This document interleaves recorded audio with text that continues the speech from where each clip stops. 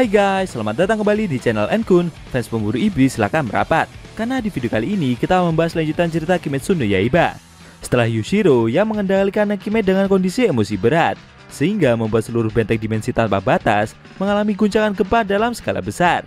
Lebih tepatnya kita akan mereview manga Kimetsu no Yaiba chapter 183 yang bersumber dari website manga kita, Mangaku atau Komiku. Buat kalian yang belum lihat review chapter sebelumnya, bisa klik link di deskripsi. Atau bisa juga klik link bocoran atas video ini ya. Dan buat kamu yang cuma ngikutin animenya atau tidak mau kena spoiler, Enkun sarankan mending stop videonya aja dari sekarang. Nah, di manga chapter 183 ini, Yushiro berusaha keras untuk mengendalikan Nakime. Sedangkan Muzan sendiri tidak terima dengan perbuatan yang telah iblis itu lakukan, sehingga membuat benteng dimensi tanpa batas mengalami gempa yang tidak beraturan. Penasaran? Oke, langsung saja kita bahas. Let's go!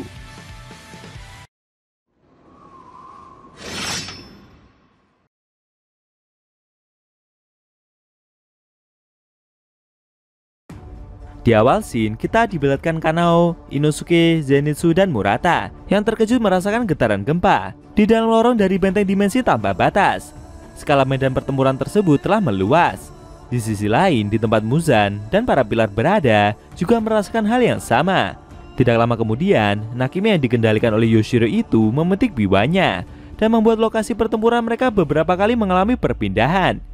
Mitsuri yang merasakan tekanan efek perputaran tersebut merasa jika tekanan yang dikeluarkan iblis itu sangat kuat, membuat tubuhnya seperti mau hancur saja.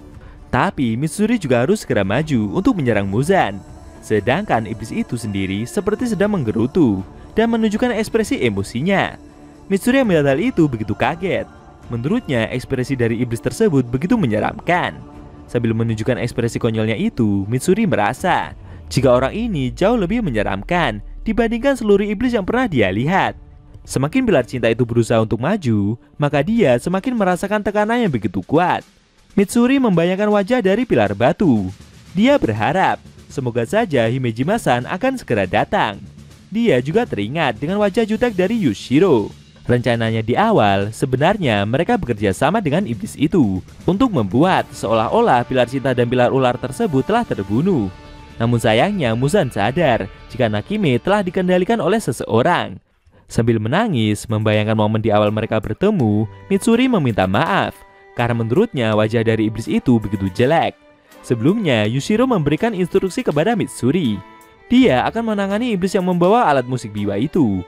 Sedangkan pilar cinta tersebut harus bergerak untuk bertindak sebagai umpan. Kemudian Yushiro akan mendekati Nakime secara diam-diam, lalu mengambil penglihatan iblis tersebut.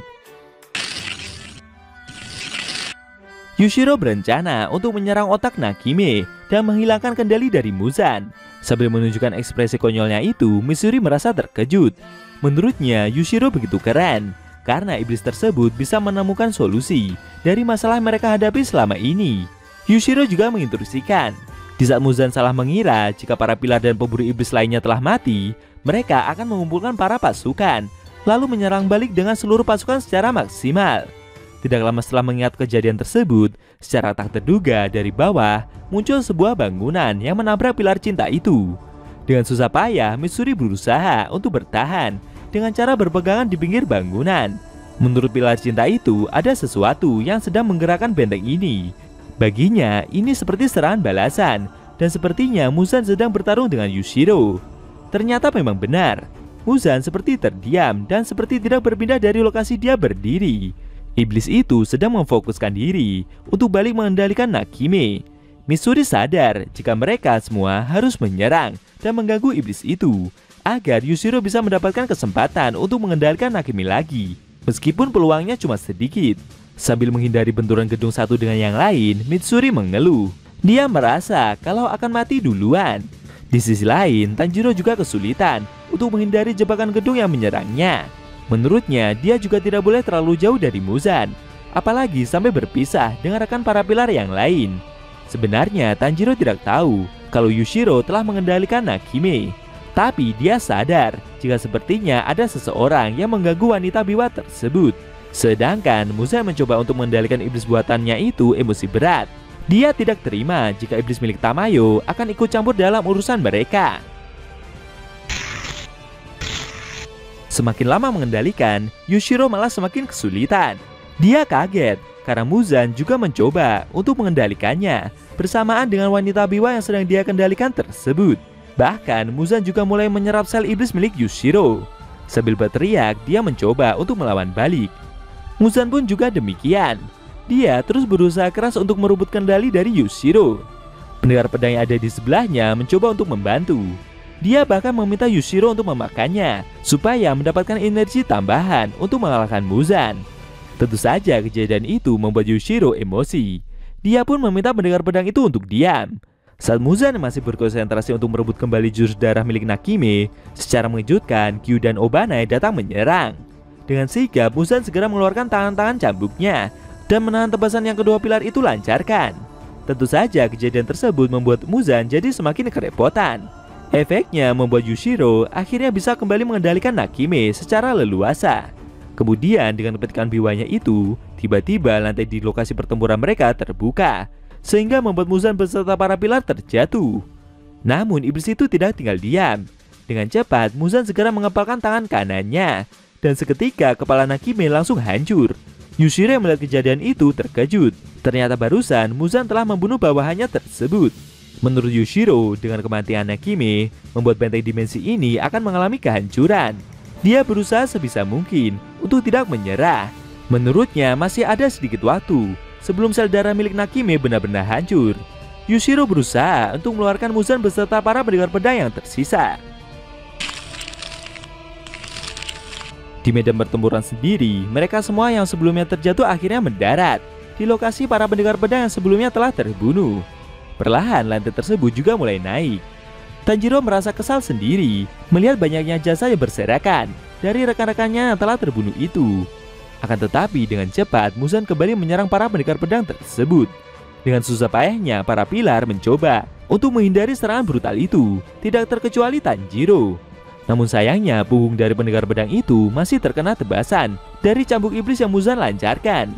Tidak lama kemudian, di lokasi pertempuran itu, seperti terdengar suara decitan dari berbagai arah. Obanai menyadari jika itu adalah suara dari benteng yang seperti mau roboh. Menurutnya, kalau mereka tidak segera keluar dari sini, maka mereka semua akan mati. Mitsuri masih terkejut dengan suara dari bangunan benteng yang mau runtuh itu. Namun tiba-tiba dia kembali diserang oleh cambuk iblis milik Muzan. Pilar cinta tersebut seperti sudah tersudut dan tidak bisa menghindar lagi. Tapi dengan sigap dari kejauhan, Tanjiro segera melemparkan sebuah potongan pedang untuk menyerang Muzan. Kejadian itu membuat kepala Muzan tertusuk, sehingga membuatnya berhenti menyerang. Dan dengan cepat, Obanai segera datang untuk menolong pilar cinta tersebut. Muzan yang melihat aksi dari pendekar pedang itu begitu emosi. Sedangkan lantai bangunan dari lokasi pertempuran mereka semakin lama semakin naik dengan begitu cepat.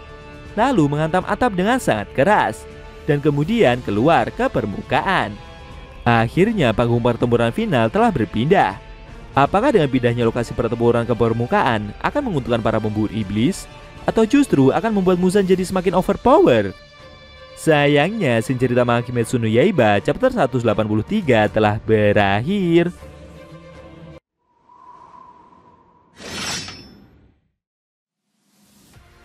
Nah, itu tadi review Kimetsu no Yaiba chapter 183 yang indisinya memperlihatkan hancurnya benteng dimensi tanpa batas dan para pemburu iblis yang dapat keluar dengan selamat. Bagaimana menurut kamu? Jangan lupa tinggalkan komentar kalian ya. Kalau mau nonton review sebelum atau selanjutnya, bisa klik link di deskripsi. Linknya ada mimin taruh di sana kok. Buat kalian yang pengen nonton review Kimetsu no Yaiba secara maraton, bisa klik link di deskripsi juga. Oke? Tekan like kalau suka sama video ini dan dislike kalau nggak suka. Jika ada kata-kata dari Enko yang kurang pas, Enko mohon maaf, dan sampai bertemu di video review Kimetsu no Yaiba selanjutnya.